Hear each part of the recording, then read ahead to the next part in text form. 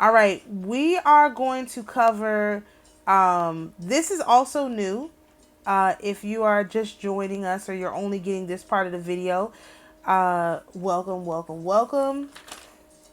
I'm Sophia of the AmaruKhan Band of Indians, and this is our Cancer Dark Moon astroterography reading and also transmutation. So we're going to look at the astroterography. Oh, and we're going to look at the transmutations. But it's going to take a little while because I forgot to write it down. So you all will have to bear with me. So sorry. I thought I wrote it down, but no point in stopping now. The video will be as long as the video is. You can always pause and come back. So let's take a look at our first energy that we have identified for this cycle. We're looking at the Nine of Pentacles, which is Saturn in Pisces. Hold on, I went too far. Where is it? I went too far. We're looking at Saturn in Pisces. The Nine of... Oh, here it is. Nine of Pentacles. All right. Nine of Pentacles is success, great love, and rewards. That's the energy that we're looking at, which is interesting. That's the first one on the wheel that we come to. The first 19 degrees that we come to, because it's at 19 degrees of Pisces. The next one we're looking at is Mars in Taurus, which is at 19 degrees of Taurus, and that's the Six of Wands.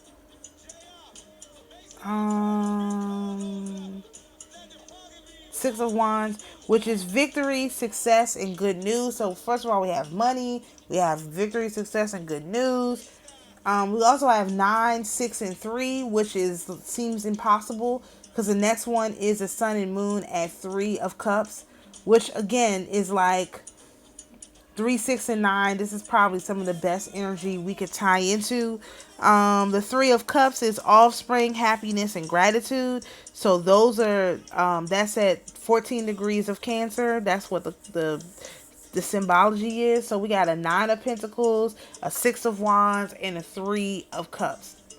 Great energy. This is like, being at peace, like we are just talking about with Saint Lucia.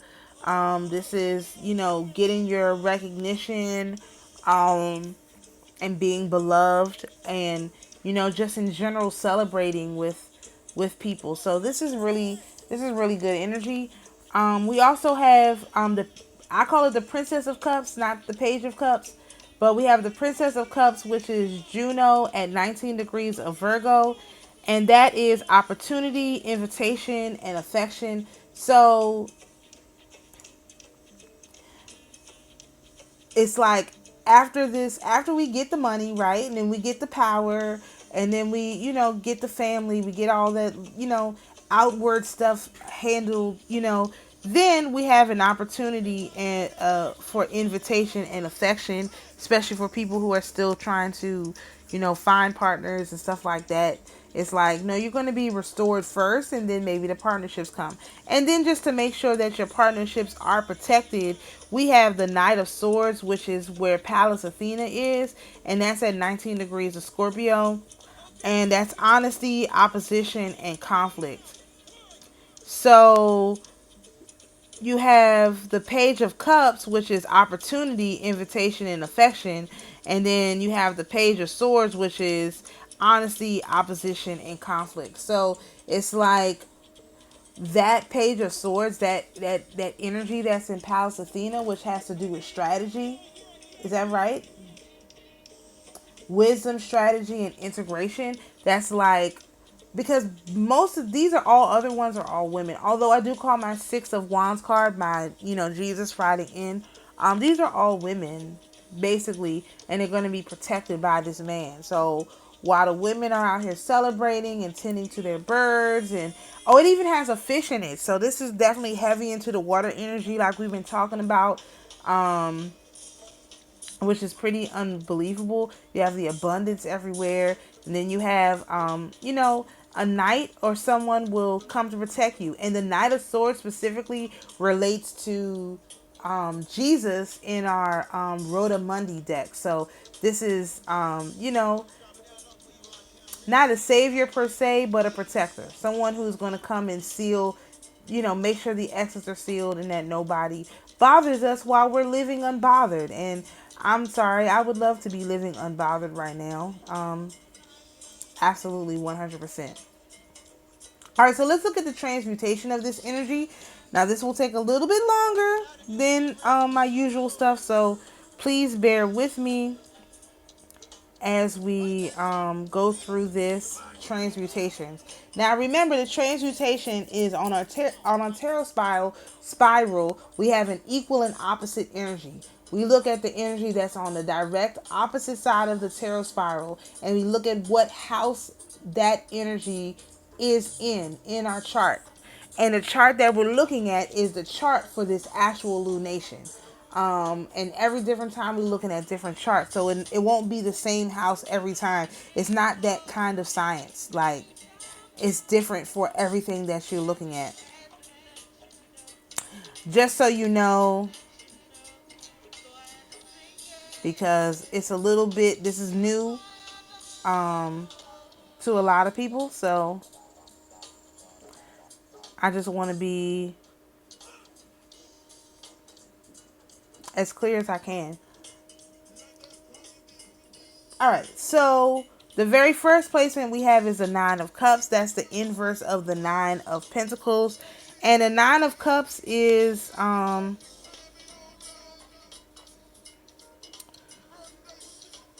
dreams, enjoyment, and happiness. And this is in Virgo in the 10th house. Which Virgo in the 10th house, it says it indicates a need to be discriminating in your relationships. It says a propensity to examine your values is also indicated. This often manifests as a need for perfection, either in your relationships or in what you find yourself attracted to. So basically, this is saying to be happy, or to focus on developing perfect dreams. Right? To get your dreams down pat, to imagine your life as you want it to be and be really clear about what that looks like.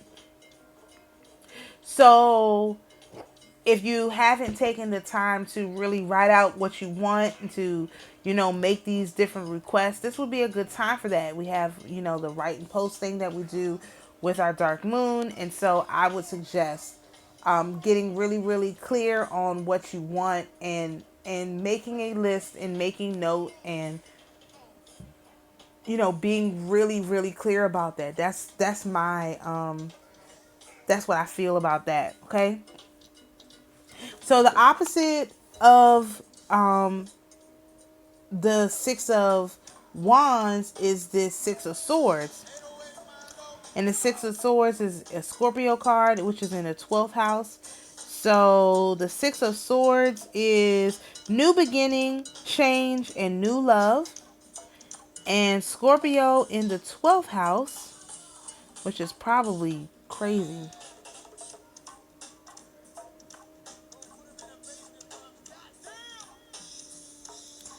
All right.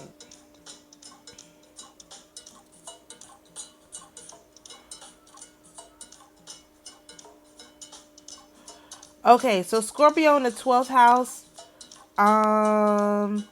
it holds our unconscious and other things that are hidden from us. It also holds our hidden fears and anxieties, both real and imagined.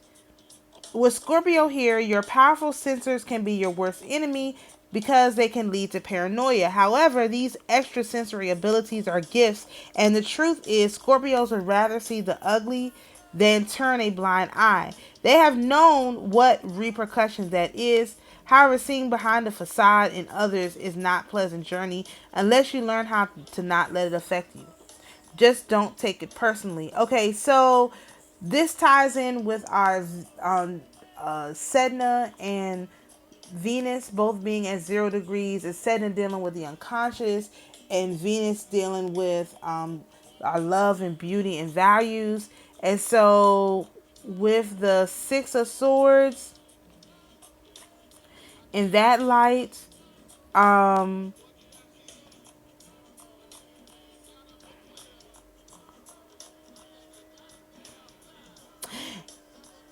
it's almost like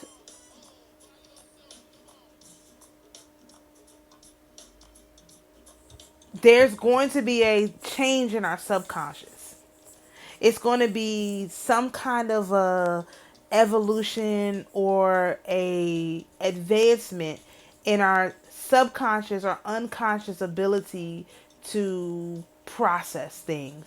And I feel like this could show up as in like things that you used to be afraid of, perhaps you're just not afraid of anymore. I mentioned, this is so funny because we had water day at the summer camp, and I had mentioned, somebody had said to me, "Oh, did you put your son on the water slide?" And I was like, no." He took one look at that thing and was like, "I'm cool on that. I'm not getting on that thing." And he was like, "Well, you should have just put him on there just because." And I was like, this is why black people have a fear of water right now, because instead of letting the person get comfortable with the idea and do it because they want to, you want me to force him into getting on a little baby, not a little baby, but my little baby, to force him to get on this water slide that he doesn't want to get on. Nah, we good. We could just wait until he's big enough and he wants to do it for himself. Not force him into it because, like, for some unknown reason, like, we're not going to be doing that. You know what I mean? And so it could be something like that, something you've always been afraid of and you're just not afraid of it anymore. Like, this has already happened to me. I used to be deathly afraid of dogs. Like, I did not like no dogs, and all of a sudden it just went away and I wasn't afraid of dogs anymore. Like, literally, I just wasn't afraid of dogs anymore. And I even hope to have a dog one day, which is, if you knew me as a child, you could never imagine that's something that I would be saying. But the fear that I had of dogs, it just went away. I just wasn't afraid of dogs anymore. So I've had this experience where fears just disappear and you don't have them anymore. So that could be something that comes up for people. Also in our subconscious, we could have a subconscious program that we run that we just don't run anymore. It's just gone. And that'll be very different and interesting for people. I'm excited for that, actually.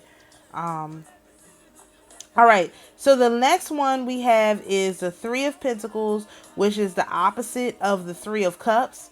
And the Three of Pentacles is completion, teamwork, and good results. And this is through the lens of our Capricorn second house.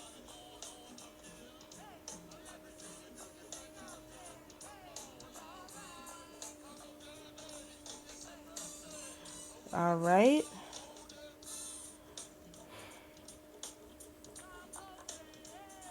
No. Oh, I have to put the whole thing. Hold on. Sorry, you guys. Next month, this will be a little bit, this will be a little bit smoother because I will write this down before, but I literally forgot. All right, we gotta go to the end. All right, so the second house in Capricorn, it says, we're not frivolous. It's careful with how you spend, invest, and deal with your money. You exercise caution when making financial decisions. You may come across a little cheap and can actually feel like you have less than you actually do. You can get by on very little and over time build up finances so you're more comfortable later in life. You can make money through something Capricorn related like politics as a boss or entrepreneur, working with people older than you, or with your parents as a planner, or with your parents older than you, or with your parents as a planner or a career counselor. So as it relates to the Three of Pentacles, I'm going to say there's going to be good results in relation to your money. And remember, this is the inverse of that Three of Cups. So this is going to be, I would say, with older people, and also through serious ways. Like, it's not going to be through, this stuff is not going to come through dealing with a bunch of, I don't want to, with a bunch of Negroes that's, have no idea what's going on. No, this is going to be dealing with people who are serious, who are focused, who are trying to achieve certain things. This is how your money and your success and your teamwork is going to be transmuted. This is going to be the best way to transmute this energy.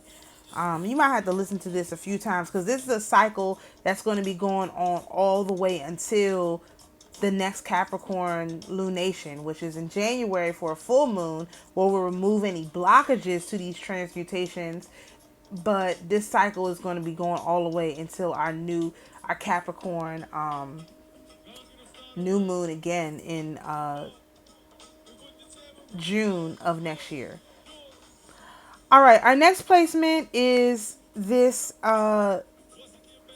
Princess. I don't call him Page, I call it Princess of Pentacles, which is the transmutation for the Princess of Cups. And the Princess of Pentacles is ambition, diligence, and desire. And this has to deal with our fourth house in Pisces.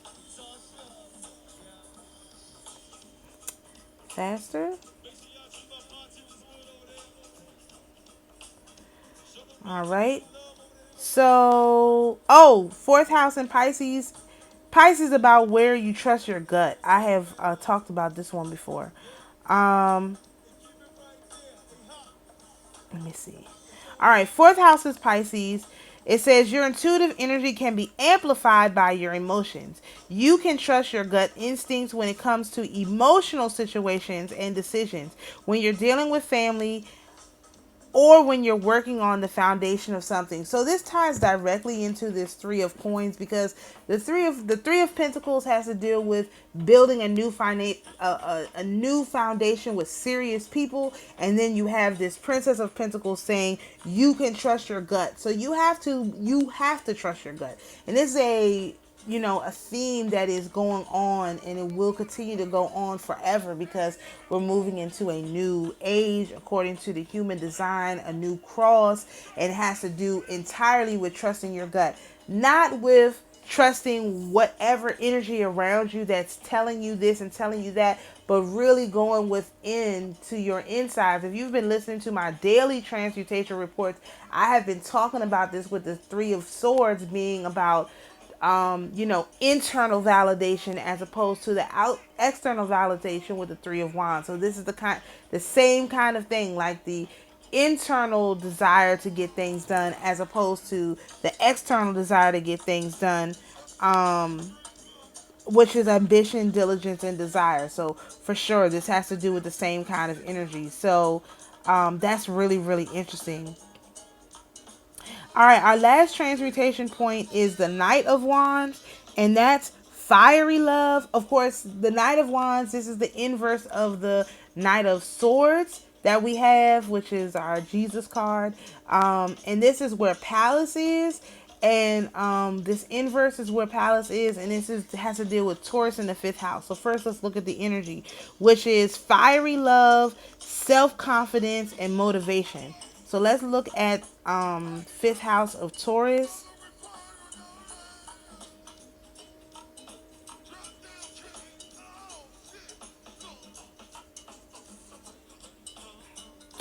All right.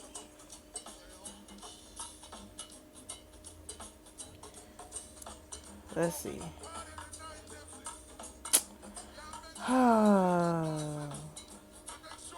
All right. And so Taurus houses are where you need to take your time.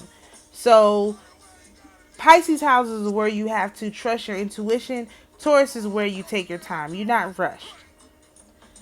Which is the opposite of Swords energy, because the Knight of Swords is rushing in to make a decision. And so we're saying, instead of rushing, none of this should be rushed. We should be moving pretty slow, pretty moderately, right? This is fifth house. All right, so this house rules love and creativity. So you can take your time with sharing love, but are all in once you do. And you can take your time with creative projects and ventures, but are passionate about them once begun. So again, this is another energy where you use your ambition, your desire, you do this creative thing, and you just are very dedicated to it once you get started, but you're not rushing into it. Now, especially with Neptune at 29 degrees of Pisces, just churning there, which is in this chart. No, it's not in here. No, you don't want to be making choices fast. You want to move very slow, very methodically. Like, for example, there's other videos I've been trying to do. I cannot do them. I'm going with the flow of the energy. I have all the energy in the world to do this. I was just trying to do my daily reports and get, ahead on those. I had no energy for that. Matter of fact, they was wrong. I'm gonna have to go back and redo the ones that I did. It's just a big giant mess. So that is to say that the things that you have the energy for is the things that you go with, and if you don't have the energy for it, don't worry about it. So if you're just catching this part of the video, because this is all I'm making public, thank you so much for joining me. For everyone else, we'll be continuing on with our dark moon video, so hold on to your hats and we'll be continuing from here.